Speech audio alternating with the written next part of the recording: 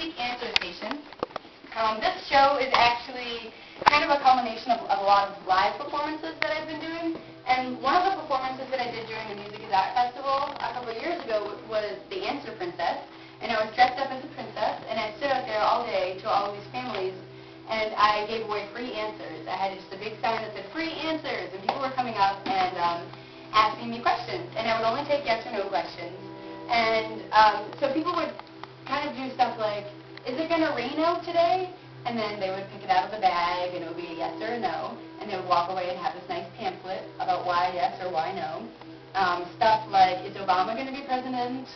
And then it got, as the day got longer, people got really serious, and people were asking me questions like, "Is the guy I'm with the guy I'm going to marry?"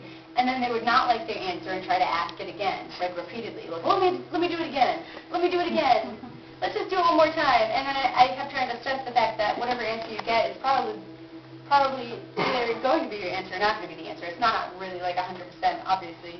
But this is based on chance, and it's kind of loosely based off of the Book of Changes and the I Ching, where you're kind of, like, I like to do this, I do it probably like every season, just ask, you guys know what the Book of Changes is? It's the I Ching book. I just do it as a status check, and I think that that's something that people should do, but when you get your answer, you might not necessarily agree with it. But the thing is, that's what came up, and that's what you have to think about. And so I think when people get it, their first response is to, like, deflect it and be like, "That's not my answer," but they might know, like, deep down inside that that is their answer. So this is kind of like a modification of the Answer Princess and the I Ching book. And so I have here these coins that are the buffalo nickels, and these are really great. I got them at the coin store, and so they're also like around the 20s. And so you're supposed to just sit here and really think hard about something. It could be anything. It could be something as simple as, like, am I going to have a really nice dinner tonight? And chances are, if you get a yes, you are. And if you get a no, you're probably not going to, because you're in control of that. Half of these things, when you get the answer, you are kind of in control of it. So that's the point of this. So whether or not you get a heads or a tails, you choose the brown envelope or the white envelope. One side is no different than the left side. Both sides are actually equal in yeses or nos. It's not like if you get a heads, you get a yes. So I kind of really tossed in some curveballs in there. So this next station is the contemplation exercise, and this is a spin-off of the stimulus package performance I did for Artists and Models. And the stimulus package is a whole deck of cards that gives you something to contemplate, whether or not it's an artistic challenge or a personal challenge, physical challenge, or just something you're trying to flesh out. That deck of cards, whenever you open it, you ask it a question, you open it, and that's kind of like your answer or the way you're going to go around solving it. And that's kind of a play off of the oblique strategies deck that Brian Eno has. But also, there's this one day a long time ago, I was hanging out with this kid named Gus, and he was a really wild kid, and he had this really wild hair, but he was really spiritual to some degree. And there's a spot where I grew up that has really gigantic rocks, and so we would go up there and just kind of like talk. That was like our talking and thinking spot. And one exercise that he had taught me was you're supposed to sit in front of a body of water and pretend to be a sea mammal. And as you're doing that, just think of the way it swims in the water. What was that? No. All right. There are mammals in the sea, right? Yes. Did I say that? So I would pretend to be a dolphin and kind of think about how a dolphin goes up and around. And the way that the water splashes over your face will tell you the answer. So that was something that I used to do. So anyway, that's kind of how you can translate these things. You open it up, really think about it, think of how it feels, and then proceed from there. So each one has a different thing. I don't think anybody's going to get a duplicate in this one. And all of these envelopes were painstakingly hand-typed out during long lengths of the evening. This is the rock station. This is where you're going to gain a lucky talisman. And something really wonderful that I learned about rocks that I had never thought about until about a year ago was rocks have been around here longer than we have. Rocks know everything. Rocks have the key to any answer you want. They don't move. They don't talk. Sometimes they're smooth. Sometimes they're rough. But if you hold them, you can really really find something about yourself inside of it. And I was going to the sweat lodge on the Indian reservation, and they really talk about these rocks. They treat them as if they're your ancestors, and these rocks are spirits. So here we have a wall of rocks, and I think the main point of the show is to open up lines of communication. And when you have a wall, it's really hard to communicate with people. So that's why I have everybody taking a rock down and using it to your advantage. It could be a lucky rock. You can use it to find the answers. And so those are the rocks. Did everybody get a rock? Did everybody do it?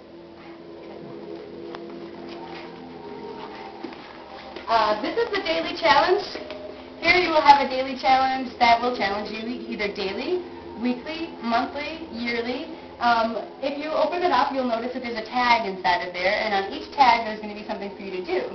Now, it could be a really simple challenge, or it could be a difficult challenge. The thing is, you want to put it someplace where you can see it. That's why it's on a tab. You might want to put it on your dresser drawer. You could put it like hanging it off of your chandelier at home. But the more you work at this challenge, the more it's going to become a skill. And the way I see it is it's going to be a skill that you might use in the apocalypse. Let's say, like, you rely less on vision, or use less electronic devices. All these things, if you start to be able to be flexible in that way, it's actually going to work to your advantage in the long run. So that's one form of self-defense for the apocalypse in this station. So I hope you guys all get something out of that. This is the Tears for Fears station. This is actually the first thing that I had come up with for this show. I got really excited about Tears for Fears. Not the band, but I found out the band just played here, which is funny. But,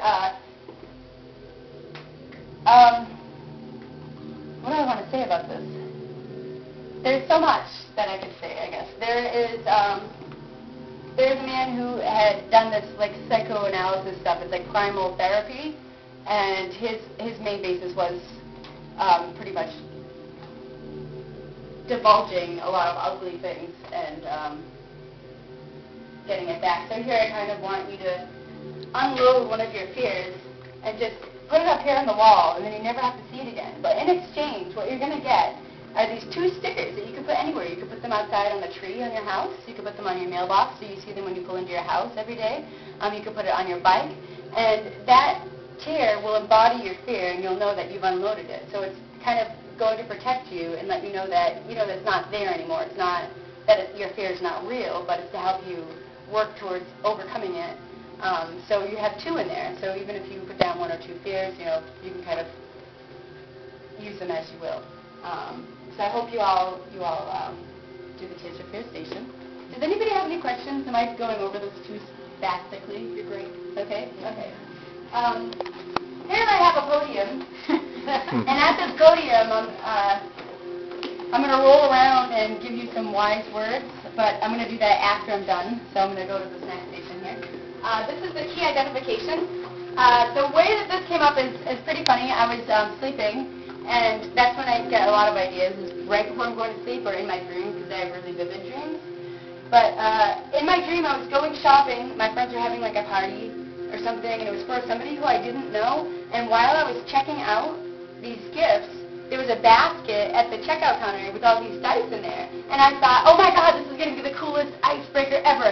I'm going to bring this dice to the party and put it in the card. And that way she's going to have to, like, it's going to, like, tell her personality. And everybody's going to think it's the coolest thing. They're going to want to all, like, use the dice, and it's going to be so much fun. And, but the dice, actually, I couldn't buy them because they were jelly. They were like a candy dice or something. So anyway, so I woke up and I thought this would be a really cool installation. And I didn't really think I was going to do it, but I ended up doing it because Robert had all these extra envelopes and was like, hey, you think you could do something with them? So this is actually playing off of the Johari window. And do people know what that is, the Johari window? It's kind of a communications theory. It's a window, like 4 squares, and it kind of goes over, people do it in therapy, and there'll be different adjectives that you'll have to describe you that you can use about yourself and that other people can use when describing you. So in one side of the window, it's things that you know about yourself and that only you know and nobody else knows. There are things that people know about you that you don't know about yourself, and there are things that you know about other people that you don't. There are things that you know other people know. So that's the joint line. There's no line there. Then there's that last box that nobody knows at all. I didn't really do a very good job giving that justice. But you might want to look it up. It's just the Johari window, and it's really interesting because that's how we translate things. So here, you're going to roll a dice, and by chance, you're going to pick out one of these envelopes. Each one is different, and the dice is going to narrow down which jar you get, and then you'll pick one out, and there'll be an adjective on there, and that adjective stands for something that other people know about you that you don't know about yourself. And in most cases, it's going to be a really great adjective, and it's going to make you feel good about yourself, knowing that other people know this about you that you don't know. And so you can put it on your keychain, and you can think about that, and think about how great everybody here is. And so it's a constant reminder, and it's a key identification.